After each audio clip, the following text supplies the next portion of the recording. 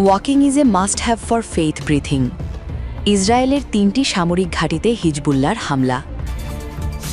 এদিকে বাহরাইনে ইরানের হামলায় মার্কিন বিমান ঘাঁটি ধ্বংস। সর্বশেষ, মার্কিন ইরান সংঘাত অব্যাহত থাকলে ভয়াবহ পরিণতি ডেকে আনবে এরদোগান।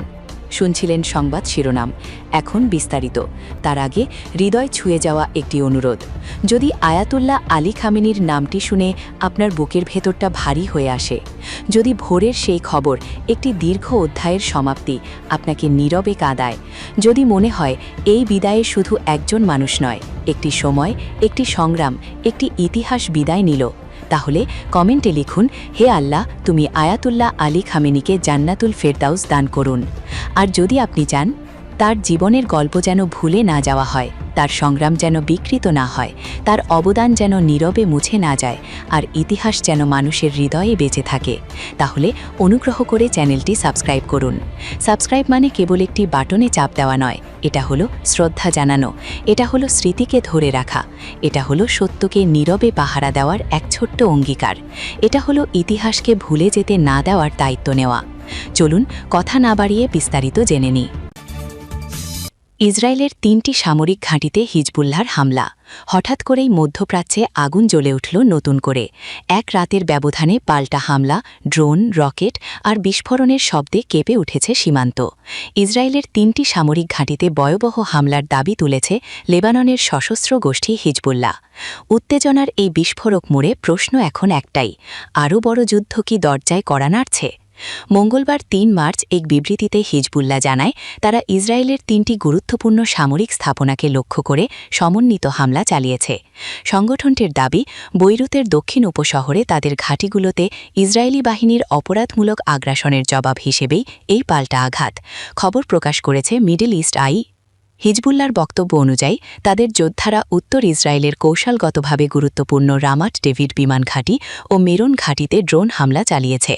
এই দুটি ঘাঁটি ইসরায়েলি সামরিক বাহিনীর নজরদারি ও বিমান অভিযানের জন্য অত্যন্ত গুরুত্বপূর্ণ বলে বিবেচিত।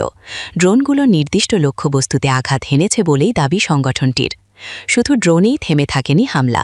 হিজবুল্লাহ আরও জানায়, অধিকৃত গোলান হাইটস অঞ্চলের একটি সামরিক স্থাপনাকে লক্ষ্য করে রকেট নিক্ষেপ করা হয়েছে। এই অঞ্চল দীর্ঘদিন ধরেই উত্তেজনার কেন্দ্রবিন্দু, আর সেখানে রকেট হামলার খবর পরিস্থিতিকে আরও জটিল করে তুলেছে। অন্যদিকে পাল্টা অভিযানে ভোররাতে বৈরুত কেঁপে উঠে একের পর এক বিস্ফোরণে। বাংলাদেশ সময় মঙ্গলবার ভোর ৫:৩০টার দিকে ইসরায়েলি বাহিনী বৈরুতের বিভিন্ন স্থানে সিরিজ হামলা চালায়। বিশেষ করে দক্ষিণ উপশহর, যা হিজবুল্লাহর শক্তি ঘাঁটি হিসেবে পরিচিত, সেখানে ব্যাপক ধ্বংসযজ্ঞের খবর পাওয়া গেছে। লেবাননের সরকারি তথ্য বলছে, মাত্র একদিনে ইসরায়েলি হামলায় নিহত হয়েছেন অন্তত ৫২ জন, আহতের সংখ্যা ১৫০ হাসপাতালগুলোতে আহতদের ভিড়, রক্তের সংকট আর স্বজনদের আহাজারিতে ভারী হয়ে উঠেছে পরিবেশ। ধ্বংসস্তূপের নিচে আরও মানুষ আটকে থাকতে পারে বলে আশঙ্কা করা হচ্ছে। বিশ্লেষকরা বলছেন, এই পাল্টাপাল্টি হামলা কেবল সীমান্ত সংঘাত নয়, বরং এটি বৃহত্তর আঞ্চলিক উত্তেজনার অংশ। বৈরুতের হামলার জবাবে ইসরায়েলের সামরিক ঘাঁটিতে সরাসরি ড্রোন ও রকেট আঘাত, এমন পদক্ষেপ স্পষ্ট বার্তা বহন করে। প্রশ্ন উঠছে, ইসরায়েল কি আরও কঠোর জবাব দেবে, আর হিজবুল্লাহ কি তাদের অভিযান আরও বিস্তৃত করবে? মধ্যপ্রাচ্যের ভূ রাজনীতিতে এই সংঘাতের প্রভাব সুদূর প্রসারী হতে পারে। লেবানন ইসরায়েল সীমান্তে বহুদিন ধরেই অস্থিরতা ছিল, কিন্তু এবার যে মাত্রায় সরাসরি সামরিক ঘাঁটিকে লক্ষ্য করা হয়েছে তা পরিস্থিতিকে নতুন স্তরে নিয়ে গেছে। আঞ্চলিক শক্তিগুলোর অবস্থান, আঞ্চলিক কূটনৈতিক তৎপরতা, সবকিছুই এখন নজরে। সাধারণ মানুষের মনে আতঙ্ক, এই সংঘাত কি পূর্ণাঙ্গ যুদ্ধে রূপ নেবে, নাকি আন্তর্জাতিক চাপের মুখে উভয় পক্ষ সংযম দেখাবে? আপাতত আকাশে ড্রোনের গুঞ্জন আর মাটিতে রকেটের আগুনই যেন ভবিষ্যতের ইঙ্গিত দিচ্ছে।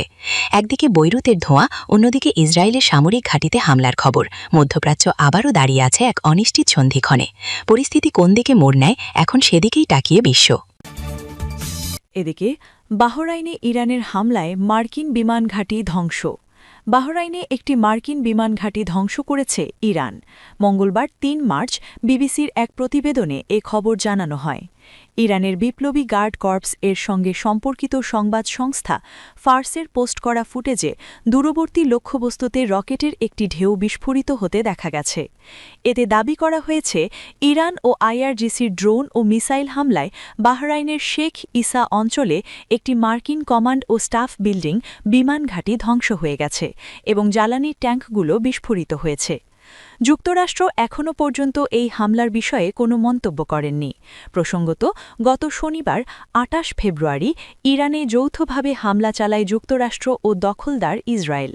এতে ইরানের সর্বোচ্চ নেতা আয়াতোল্লাহ খামেনেই নিহত হন বলে নিশ্চিত করেছে দেশটির গণমাধ্যম।